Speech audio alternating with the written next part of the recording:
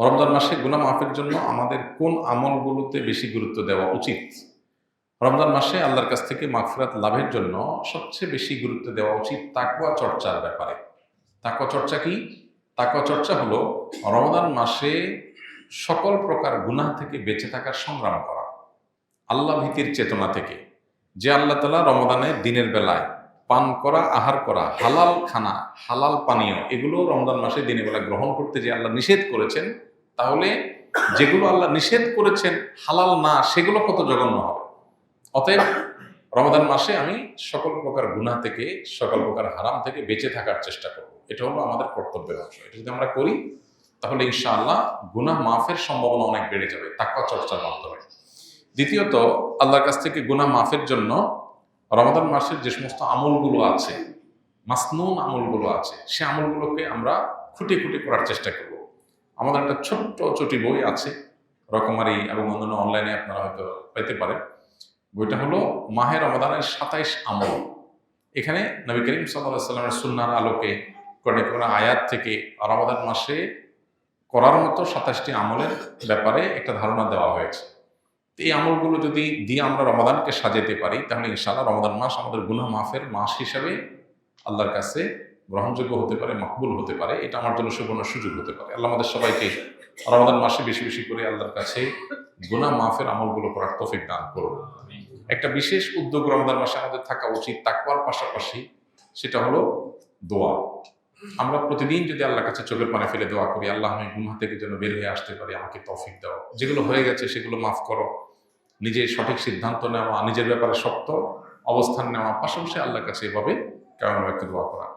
এর মাধ্যমে ইনশাআল্লাহ আমরা গুনাহ মাফের দিকে যেতে পারি, দান করার মাধ্যমে আল্লাহর সন্তুষ্টি পেতে পারি। এর সাথে সামনের ভিতরে এগুলো সবই আছে।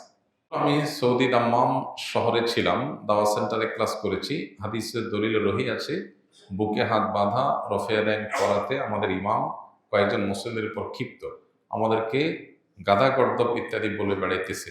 সে বলতেছে, নামাজ পড়লে আমার মতো করে পড়তে হবে, না হয় আপনারা আলাদা মসজিদ বানিয়ে নেন।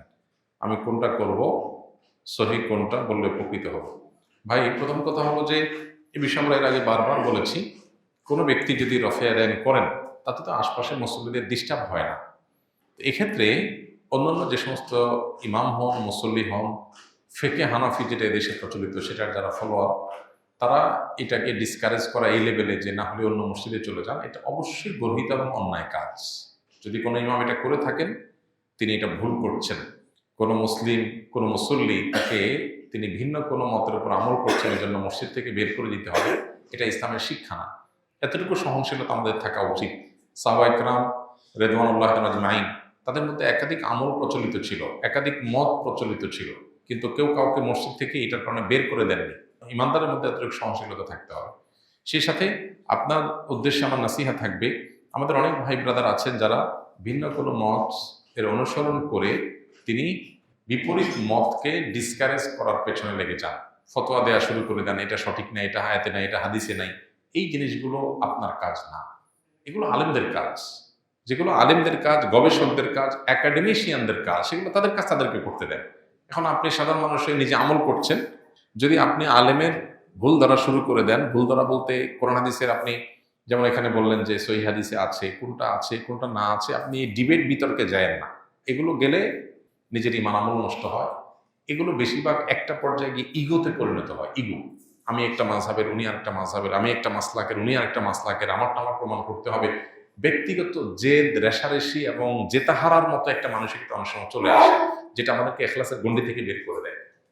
এই জন্য আল্লাহর ভয় অন্তরে থাকা উচিত। আমি যেটাকে সঠিক মনে করছি, আমল করছি, আমি চাই আমার অন্য ভাই সঠিকটার উপর আমল করুক, কিন্তু এই ওলামাদের, ইমামদের ইস্তিহাদগত বিষয়ে ডিসকারেজ করা, ভুল ভাল বলে বা আপনার ফতোয়া দিয়ে বা এটার বিরুদ্ধে আপনার ডিবেট, বিতর্ক উস্কে দিয়ে বা এই সমস্ত কিছুর পিছনে সময় ব্যয় করে আমরা বেশিরভাগ ক্ষেত্রে নফসের চাহিদা পূরণ করি, বেশিরভাগ ক্ষেত্রে আমাদের দিলের আকাঙ্ক্ষা পূরণ করি, বা আমরা ইখলাসের গণ্ডি থেকে অনেক ক্ষেত্রে আমরা বের হয়ে যাই। এই জায়গাতে উভয়ের সবারই সতর্ক থাকা কাম্য। আমি তো মনে করছি আমি সঠিকটা করছি, কিয়ামতের ময়দানে জান্নাতে আমার যাওয়াটা হলো লক্ষ্য, সেখানে আমি পারবো কিনা সেটা হলো গুরুত্বপূর্ণ প্রশ্ন। আমি করছি, আল্লাহর কাছে যদি গ্রহণযোগ্য না হয়, আল্লাহ যদি বলেন আমি গ্রহণ করলাম না, আল্লাহ গ্রহণ না করার জন্য করার কারণ দরকার নেই। আল্লাহ চাইলে গ্রহণ করবেন, চাইলে না করবেন। আপনি একটা মাটির কিছু তৈরি করেছেন, করে আপনি ভেঙে ফেলছেন, পৃথিবীর কোনো আইন আদালত আপনাকে কিছু বলতে পারবেন না। আপনি তৈরি করেছেন মাটি দিয়ে, আপনি ভেঙে ফেলছেন, আপনি কারোর ক্ষতি করেন না। আমরা আল্লাহর সৃষ্টি, আল্লাহ সৃষ্টিকর্তা। আল্লাহ আমাদেরটা গ্রহণ করবেন, করবেন না, জান্নাতে দিবেন, জাহান্নামে দিবেন, পৃথিবীতে সৃষ্টি জগতে কেউ তাকে জিজ্ঞেস করার নাই। লা ইউসআল আম্মা ইয়াফআল ওয়া হুম ইউসআলুন। তিনি যা করেন তার জন্য কোনো জবাবদিহিতা কারোর কাছে নেই। তাহলে আমার তো দিল থাকবে ভয় যে আমি কিয়ামতের ময়দানে আমার অবস্থা কি হবে। এখন আমি যদি সব বাতিলের খাতায় দিই, ফতোয়া দিতে থাকি আর নিজেরা মনে করি আমি একেবারে জান্নাতি হয়ে গেলাম, এটা উচিত না। আবার অপর দিক থেকে যেটা বললাম, গ্লোবালাইজেশনের এই যুগে সারা পৃথিবীতে মানুষ ছড়িয়ে ছিটিয়ে আছে। একটা সমাজে একটা মাসআলাকের উপর আমল হবে, ভিন্ন কিছু থাকবে না।